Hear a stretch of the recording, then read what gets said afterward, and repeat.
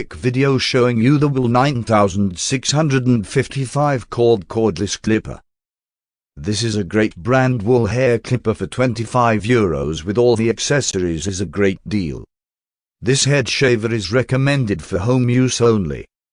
This is a great shaver for the average home user cutting hair. It has sizes 1 all the way up to an 8 with left and right ear tapers.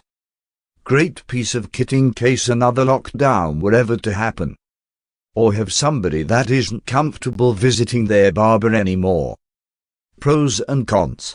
Pros are it feels like a quality shaver.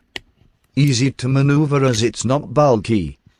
Plenty of power to cut through thick hair. 60-minute of cordless run time is okay. I would like to think it could be better. It can run corded in case your battery dies.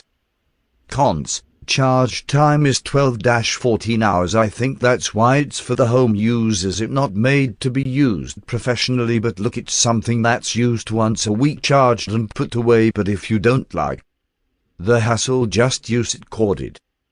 Overall, would I recommend? Most definitely. For the average use like me, use it once a week, charge it and put it back in the box. It's great.